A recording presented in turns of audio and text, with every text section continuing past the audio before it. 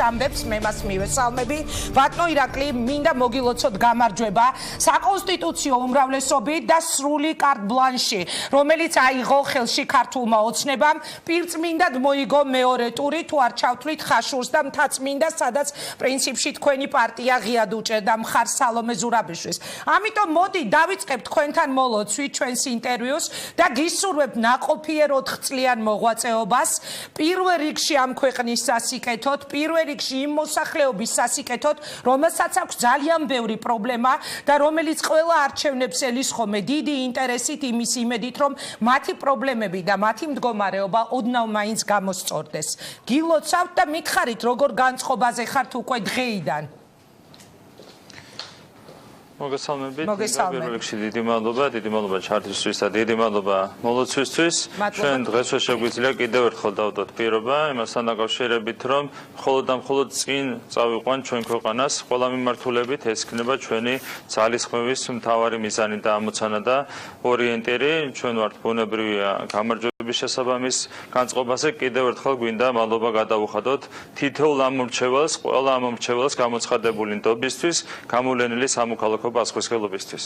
ბატონო ირაკლი, პირადად თქვენ ელოდით ასეთ გამარჯვებას, იმიტომ რომ საკონსტიტუციო უმრავლესობა აქამდე ქართულ ოცნებას არ ქონია და ჩვენ ყველას ქონდა დაახლოებით პროგნოზის ერთგვარი საშუალება, მაგრამ აი თუ ელოდით თქვენ თვითონვე, რომ თუ არ ჩავთვლით ხაშურს და ნუ მთაწმინდას, რომელიც მაინც ოცნების მანდატებში გადის, შეიძლება ასე ითქვას, რადგან სალომე ზურაბიშვილს თქვენ ღიად უჭერდით მხარს, მთლიანად თქვენს ხელში აღმოჩნდა ყველა მანდატი და რა მაინტერესებს იცით, რის ხარჯზე მოიგეთ, როგორ ფიქრობთ თქვენ? დღეს არის ძალიან საინტერესო უკვე შეფასებები. რას უკავშირებთ თქვენს ასეთ გამარჯვებას, პირადად თქვენ? ჩვენ არაერთხელ გვისაუბრია მე და თქვენც მათ შორის საარჩევნო პროგნოზთან დაკავშირებით და პრინციპში ჩვენი საარჩევნო პროგნოზი ასახა იმ შედეგებმა, რომლებიც გამოცხადა უკვე ცენტრალური საარჩევნო კომისიის მიერ. ჩვენ საუბრობთ იმაზე, რომ ამოცანა პროგრამა მინიმუმი იყო ხმათა აბსოლუტური უმრავლესობის ნახევარზე მეტის მოპოვება პროპორციული წესით, პროპორციული წესი ამ შემთხვევაში საუბარი. ეს მიზანი პრინციპულად შესრულდა 50%, ცოტა დაგვაქვს ჩვენ 50%-იან მაჩვენებლამდე, მაგრამ პრინციპულად არის ეს მიზანი მიღწეული ყოველმა მეორე ამორჩეულმა საქართველოში მხარი დაუჭერა სწორედ ქართულ ოცნებას და ნდობა გამოუცხადა ქართულ ოცნებას. ეს ყველაფერი რა თქმა უნდა 50%-იანი მაჩვენებელი იძლეოდა საკონსტიტუციო უმრავლესობის მოპოვების საშუალებას, გამომდინარე იქიდან, რომ არც ერთ ოპოზიციურ ძალას პრინციპში არ ქონდა იმის რესურსი, რომ მოეპოვებინა სათანადო მხარდაჭერა მაჟორიტარების გამარჯვებისათვის. აქედან გამომდინარე შედეგი იყო პროგნოზირებადი და ჩვენს მიერ კეთდებოდა შესაბამისი პროგნოზი. კიდევ ერთხელ ამორჩეულმა დაუჭირა მხარი ქართულ ოცნებას, მის მიერ განხორციელებულ ცვლილებებს ჩვენ ქვეყანაში გასული 4 წლის განმავლობაში და ჩვენ გეგმებს, რომლებიც არის უკვე დაანონსებული მომდევნო 4 წლისათვის. აქედან გამომდინარე კიდევ ერთხელ დაუჭირა მხარი, რაც 4 წლის განმავლობაში გააკეთეთ ამომრჩეველმა, თუ დაუშვათ ეს იყო რაღაც ერთგვარი შიშის მომენტიც, მე წეგან შემთხვევით არ გავიხსენე ბიძინა ივანიშვილის 2011 წლის დროინდელი ინტერვიუ, სადაც იგი ღიად საუბრობდა შავისა და თეთრის გარჩევის აუცილებლობაზე. მოდი თუ გადავხედავთ თქვენი გუნდის წინასაარჩევნო კამპანიას, პირდაპირ დავარქვათ ყველაფერს თავის სახელი, ეს კამპანია იყო აგებული რეალურად იმაზე, რომ აი მიშა ხომ არ აპირებს მობრუნებას, ეხლა თუ არ მოიგებს ქართული ოცნება, შეიძლება ისევ მობრუნდეს ნაციონალური მოძრაობა და ისინი არიან შავი და ჩვენ ვართ თეთრი. დაახლოებით ასეთი მოტივები განვითარდა მთელი წინასაარჩევნო კამპანია. ამიტომ მკითხეთ მე თქვენს გაკეთებულ საქმეებს უკავშირებთ თუ შიშს, რომელიც გაჩნდა მთელი წინასაარჩევნო კამპანიისას, მიშა მოდის.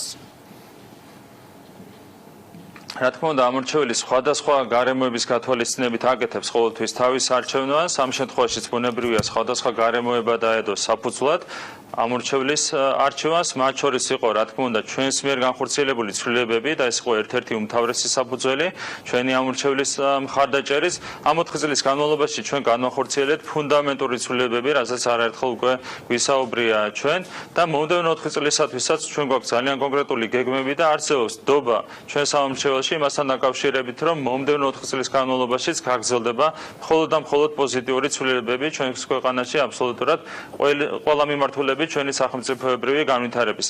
Რა თქმა უნდა, ეს ფაქტორი თქვენ ახსენეთ, ანუ შიში ნაცმოძრაობის მიმართ არის გასათვალისწინებელი, ამ ფაქტორის მიხედვითაც გააკეთა, რა თქმა უნდა, თავისი არჩევანი ამორჩეველმა კიდევ ერთხელ უთხრა უარი ძალადობას, ავტოკრატიას ჩვენ ქვეყანაში, ესეც იყო, რა თქმა უნდა, ერთ-ერთი საფუძველი ამ არჩევანის.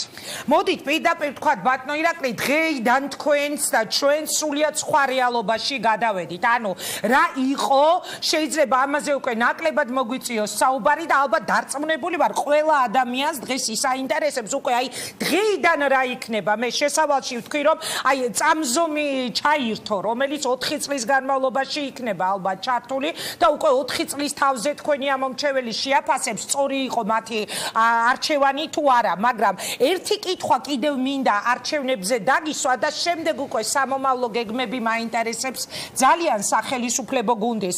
მე წეღან წავიკითხე მიხეილ სააკაშვილის განცხადება, სადაც იგი თავხედურ და მასშტაბურ გაყალბებებზე საუბრობს და ამბობს, რომ შევარდნაძესაც კი არ დასიზმრებია, ისეთი გაყალბება იყო. ოპოზიცია გუში მთელი დღე გადანაშაულებდათ გაყალბებაში, ხალხის დაშინებაში, საუბარი იყო ძალიან დიდ ფულზე, რომელიც დახარჯა მოსყიდვაზე ამომრჩევლის ქართული ოცნების მხრიდან.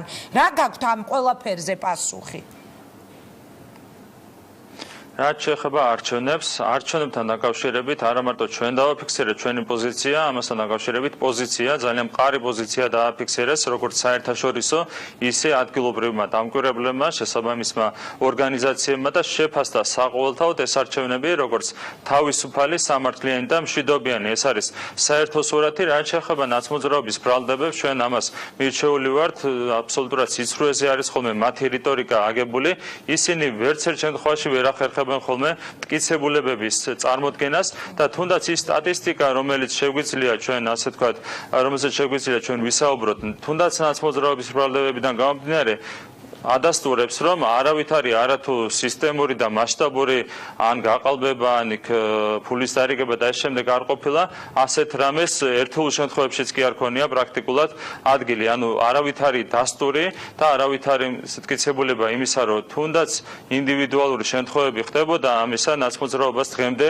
არ წარმოუდგენია. შესაბამისად, კიდევ ერთხელ ჩვენ გვაქვს ძალიან მყარი საფუძველი, კიდევ ერთხელ თამამად განვაცხადოთ, რომ ეს არჩევნები ჩატარდა სამართლიან და თავისუფალ გარემოში და მშვიდობიან გარემოში და ერთ გარემოებას გავუსვავ კიდევ ერთხელ ხაზს, ყველა ობიექტური სოციოლოგიური კვლევის შედეგებს ზუსტად ემთხვევა ის თანაფერდობა, რომელიც დაფიქსირდება და რომელიც დაფიქსირდა ცენტრალური საარჩევნო კომისიის მიერ არჩევნების შედეგების სახით, ზუსტად ეს თანაფარდობა იყო ასახული ყველა ობიექტურ კვლევაში, დაახლოებით ორმაგი იყო სხვაობა ჩვენსა და ნაცმოძრაობას შორის და ზუსტად იგივე თანაფარდობას აჩვენებდა სხვა პარტიებთან ობიექტური აქ არ გულისხმობ, რა თქმა უნდა, CRRC-ის და IPM-ის კვლევის შედეგებს, ყველა ობიექტური კვლევის შედეგს ემთხვეოდა ზუსტად CESCO-ს მიერ დადებული შედეგები. ეს ყველაფერი კიდევ ერთხელ ადასტურებს იმას, რომ არჩევნები ჩატარდა სამართლიან გარემოში, თავისუფალ გარემოში და ქართულ ამომრჩეველს, საქართველოს ამომრჩეველს მიეცა თავისი ნების გამოვლენის სათანადო შესაძლებლობა. ბატონო ირაკლი, მოდით გავიხსენოთ 2012 წელი, როცა პირდაპირ შეგვიძლია ეხლა რომ ვთქვათ, რომ 2012 წლის არჩევნები მოიგო არა გუნდმა, არა კოალიციამ, რომელიც გაერთიანდა, არამედ ცალსახად მოიგო ბიძინა ივანიშვილმა. ივანიშვილი სააკაშვილის წინააღმდეგ. აი ასე დაიდო შედეგი, რასაც დაერქვა შემდეგ ქართული ოცნების გამარჯვება.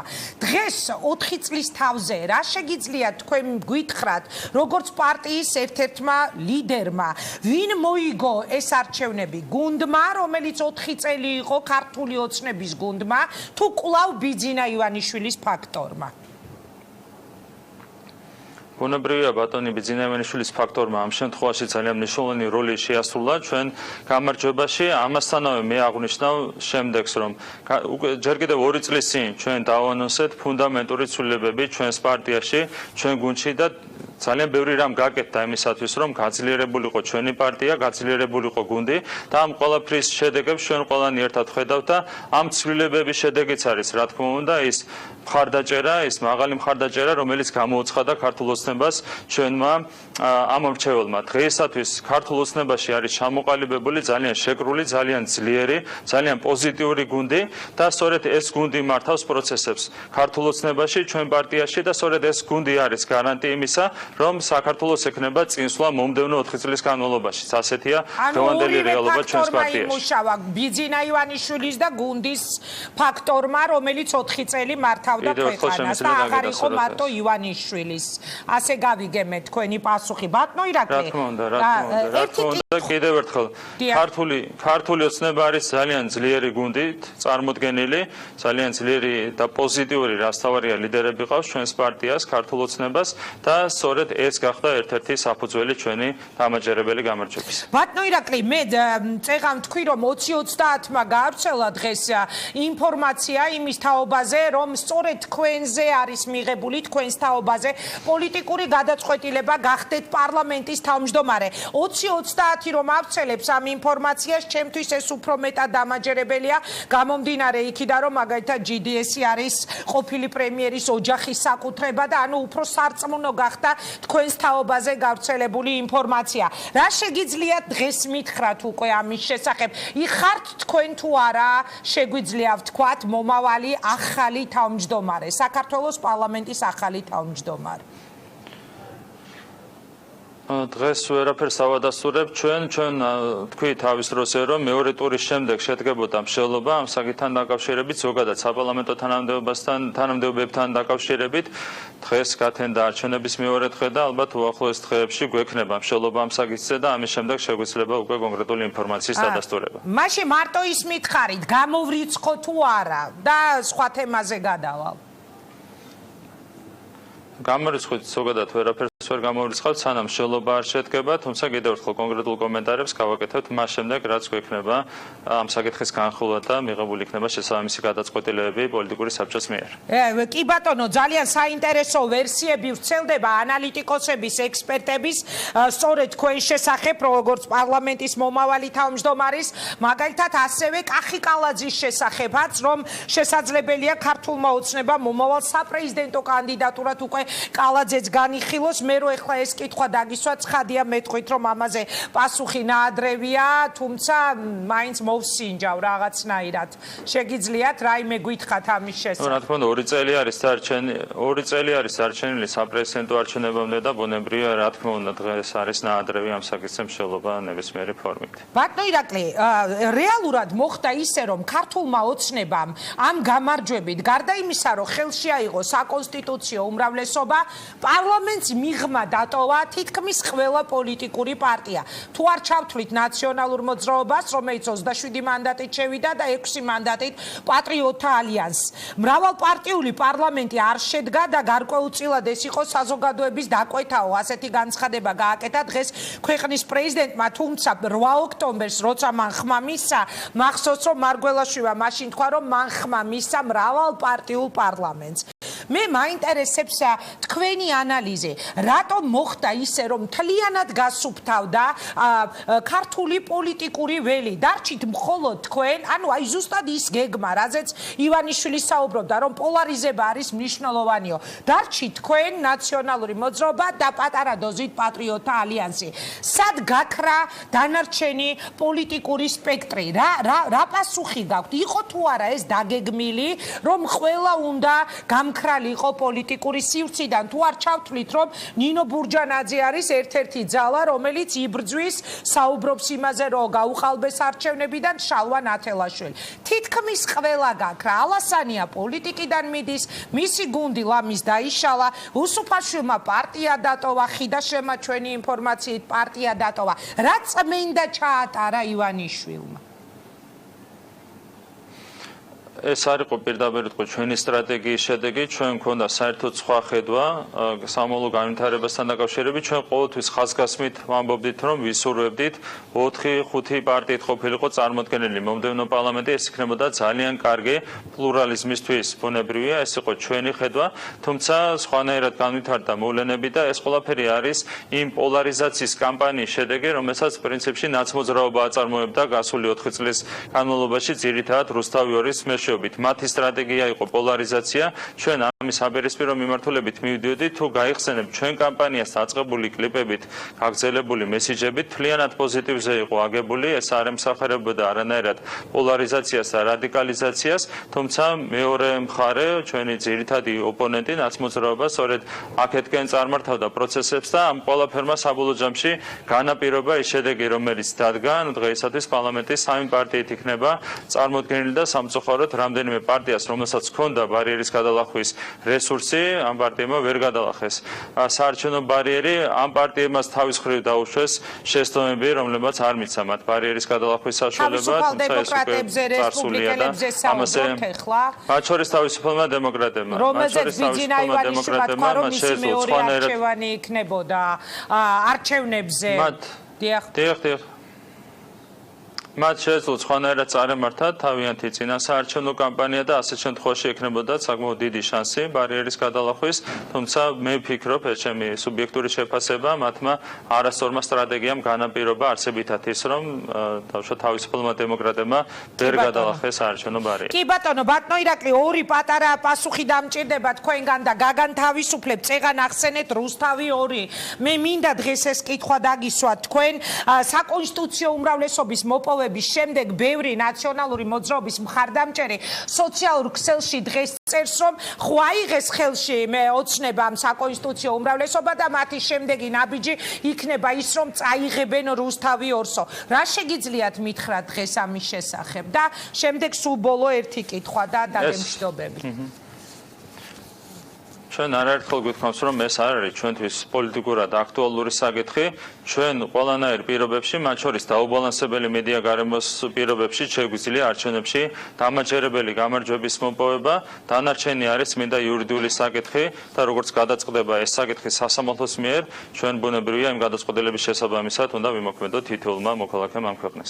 და სამთავრობო ცვლილებებზე მინდა დაგისვათ კითხვა, ცხადია ეხლა მე თქვენგან კონკრეტიკას არ ველი, მაგრამ დაახლოებით რამდენი მინისტრის ცვლილება შეიძლება რომ მოხდეს, კვირიკაშვილმა თქვა, რომ მინისტრების ცვლილება იქნება, ყველა მინისტრთან უკვე კონსულტაციები არის გამართული, მათ შორის მინისტრობის რამდენიმე კანდიდატთან, საუბარი ასევე 2-3 სამინისტროზე და მან ასევე არ გამორიცხა ცვლილებები ეკონომიკურ გუნდში. ბევრი შეიცვლება მინისტრთა კაბინეტში, როგორია გუნდის გადაწყვეტილება? ეს არის პირველ რიგში უპირატესად პრემიერ-მინისტრის პრეროგატივა და მე არ მინდა ხა შევიჭრა მის პრეროგატივაში ის თავად გააკეთებს კომენტარებს სამთავრობო ცვლილებებთან დაკავშირებით. კარგი და ბოლოს ვიქტორ დოლიძე შეიძლება ვიხილოთ მინისტრთა კაბინეტში, ჩვენ გვაქვს ინფორმაცია, რომ მან უკვე მიიღო შეთავაზება ევროინტეგრაციის მინისტრის პორტფელი რომ ჩაიბაროს. მე ვერ დავადასტურებ კონკრეტულ შეთავაზებას, არ მაქვს ელემენტარულად ინფორმაცია ამ საკითხთან დაკავშირებით, ზოგადად გამორიცხოთ, ვერაფერს გამორიცხოთ. ბატონო ირაკლი, წარმატება მინდა გისურვოთ, მადლობა რომ იყავით ჩვენი სტუმარი, აქტიურად თანამშრომლობდით თქვენთან, კონკრეტულად თქვენთან განსაკუთრებით მთელი წინასაარჩევნო კამპანიის დროს და თუ ახტება ეს პროგნოზი და გავრცელებული ინფორმაცია და იქნებით პარლამენტის თავმჯდომარე, იმედს ვიტოვებ, რომ ერთ-ერთი პირველი ინტერვიუ გვექნება ჩვენ და მერეც არ გვექნება პრობლემები ასეთი აქტიური კომუნიკაციისა პირდაპირ ეთერში. წარმატებები თქვენ. დიდი მადლობა მინდა გადაგიხადოთ ინგა და ჩვენ კომუნიკაციის პრობლემა არც ერთ შემთხვევაში არ გვექნება. მადლობა, ეს იყო ირაკლი კობახიძე, ქართული ოცნების აღმასრულებელი მდივანი. მე მას ვემშვიდობები, ვემშვიდობები ირაკლი კობახიძე, შეგახსენებთ 20-30 დღეს გავრცელა ინფორმაცია იმასთან დაკავშირებით, რომ პარლამენტის თავმჯდომარე იქნება სწორედ კობახიძე და როდესაც მე მას დაუსვი ეს კითხვა ეხლა პირდაპირ ეთერში, მან არ დაადასტურა, თუმცა დასმულ შეკითხვაზე გამოვიწყოთ თუ არა. თქვა, რომ გამორიცხული არაფერია, ასევე არ დაადასტურა გავრცელებული ინფორმაცია, რომ ვიქტორ დოლიძემ უკვე მიიღო შეთავაზება ჩვენი ინფორმაციით, დაიკავოს იმ სამინისტროში პირველი სავარძელი, რომელიც თავის დროზე ეკავა ალექსი პეტრიაშვილს და რომელიც გადადგა ირაკლი ალასანიას მოხსნასთან და გუნდის გადადგომასთან ერთად და ეს იყოს ევროინტეგრაციის სამინისტრო, როდესაც ეს კითხვა დაუსვით ირაკლი კობახიძეს, არც ეს დაადასტურა, თუმცა აქვე თქვა, რომ გამორიცხვით არაფერი არაა ასევე გამორიცხული. აი რა თქვა უკვე ივანიშვილმა ნაციონალურ მოძრაობაზე ქართულ ოცნებასთან დაკავშირებით მე დიდი სიზუსტით გავაკეთე სტატისტიკა. ჩვენ ვატარებდით კვლევებს, ვიცოდით ხალხის აზრი, ნახეთ ქართულ ოცნებასთან დაკავშირებით რა სიზუსტით გავაკეთე სტატისტიკა, რამე თუ კვლევებს ვატარებდით სტაბილურად.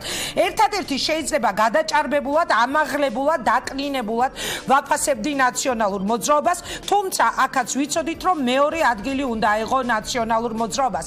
მაშასე მეორე ტურში 50-დან 48 მანდატი აიღო ოცნებამ. ასევე ხელში აიღო საკონსტიტუციო უმრავლესობის ბერკეტები.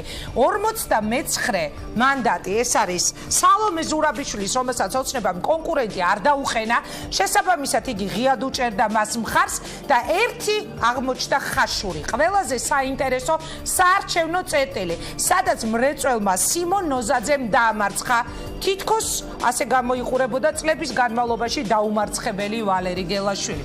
სწორედ სიმონ ნოზაძე